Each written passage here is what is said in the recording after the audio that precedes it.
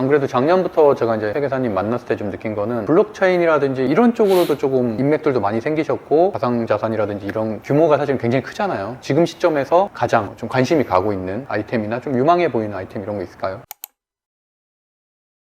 재테크 상담을 많이 하고 자산 관리를 했던 입장이다 보니까 투자를 다 해봤어요. 그냥 다 해보니까 그냥 시장을 계속 보게 되는 것 같아요. 가장 관심 있게 보는 거는 당연히 코인 시장이고요. 오히려 지금 시점에서도 네. 주식보다도 더 변동성이 강한 것들 있잖아요. 특히나 코인도 결국에는 차트로만 움직이는 거다 보니까 주식 같은 경우는 그나마 수급도 있고 재료도 있고 분석할 수 있는 것들이 있잖아요. 재무제표도 있고. 하지만 코인은 그거보다는 수급과 차트로만 움직이잖아요. 그래서 저는 사실 코인 투자를 안 하는 편이거든요.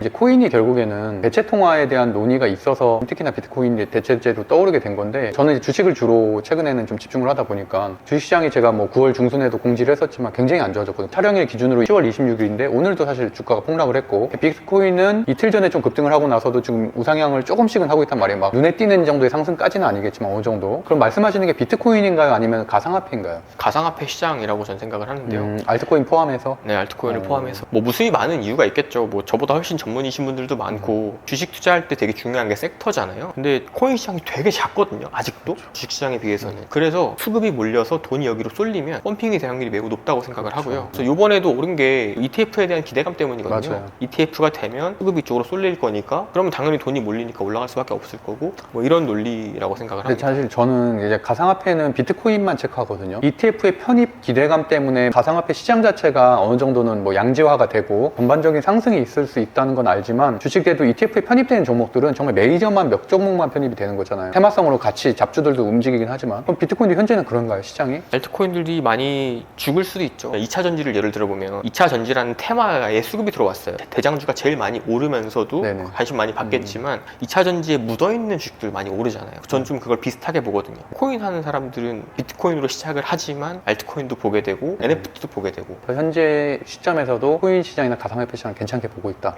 네. 사실 이제 코인이 오를 수 있는 요인은 두 가지 정도가 있다고 봐요. 하나는 ETF인 거고요. 또 하나가 반감기거든요. 내년에 비트코인 반감기예요. 사실 반감기 대수롭지 않게 생각하시는 분들이 많지만 되게 중요한 영향을 미치거든요. 제가 뭐 투자를 잘하는 사람, 트레이딩 잘하는 사람은 아닌데 코인 쪽으로 세무 자문은 정말 우리나라에서 탑 5 안에 든다고 생각을 합니다. 비트코인을 이제 근간으로 한 블록체인은 정말 투명성을 강조하고 탈중앙화를 강조하는 거다 보니까 기록과 데이터들이 온체인상에 다 남아있어요. 온체인 데이터가 명확하게 나와있어요. 그래서 그것만 트래킹하는 분들이 있거든요. 아, 지금 여기 수급이 들어와서 단기적으로 펌핑이 됐고 그 유통량하고 발행량하고 시가총액이랑 그걸 비교했을 때 너무 지금 뭐 감매도다 이런 걸 파악해서 투자를 하기도 하고 해서 본질은 비슷한 것 같아요. 다만 주식시장이 현실에서의 사업을 근간으로 하기 때문에 그렇죠. 더 시장도 크고 안정적이죠. 그런 거에 대해서 연구하시는 분들은 활용해서 부자가 될 수도 있다. 코인이 양지로 나오게 된 것들도 얼마 안 됐잖아요. 기관에서 투자를 하면서부터 2020년도에 그래도 회계사 치고는 알트코인이라든지 일반적인 좀 변동성이 큰 코인들까지 다 포함해서 말씀하시는 거니까 주변에서는 그럼 좀 어떻게 생각하시나요?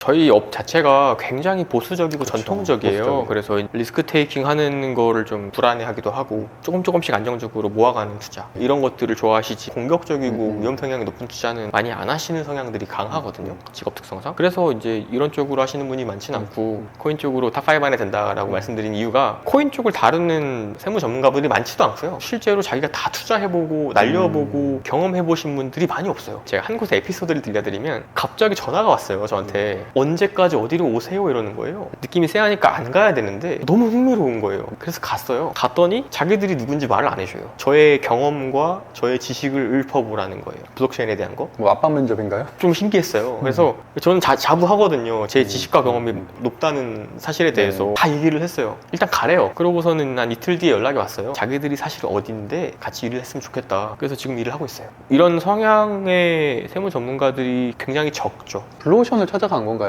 제가 하는 이 세무회계 업종은 국세청 출신의 쟁쟁한 분들이 그렇죠. 많이 업계에 계시고요. 많이 잘하고 계신 선배님들이 너무 많으세요. 그러면 저는 어떻게 하면은 추월 차선으로 갈 수 있을까? 이분들이 안 건드리는 거, 이분들이 조금 어려워하시는 거, 이런 것들을 생각을 했죠. 이제 기장도 하고 있는데 제가 BJ분들을 되게 많이 해요. BJ, 유튜버, 틱토커, 인플루언서, 전통적으로 건드리지 않는 거, 이런 거에 신경을 많이 써서 그러다 보니까 굉장히 빠르게 성장을 했던 것 같습니다. 그럼 마지막으로 부자에 대한 정의도 물론 의미가 있지만 사실은 부자의 궁극적인 목표는 행복이라고 생각을 하거든요. 김경환 회사님이 생각하는 행복은 뭐라고 생각하시는지? 저는 행복은 자유라고 생각합니다. 내가 원하는 걸 할 수 있고 내가 원하지 않는 걸 안 할 수 있는 자유. 내가 만나고 싶은 사람 만나서 이렇게 좋은 얘기를 하고 내가 만나기 싫은 사람은 안 만날 수 있는 자유. 이 자유가 되게 중요한 것 같아요. 시간적인 자유, 경제적인 자유, 관계적인 자유. 이 세 가지를 저는 항상 꼽거든요. 좋은 말씀 잘 들었습니다. 뭐 재밌게 하면 좋겠는데 재미도 재미지만 양질의 컨텐츠. 다른 사람들이 딴 데서 못 듣는 거. 맞아요, 맞아요. 누가 물어봐도 잘 얘기 안 하는 것들이에요. 제 경험도 그렇고 부자들에 대한 그렇죠, 내용도 그렇죠. 그렇고. 마치겠습니다. 네. 고생하셨습니다.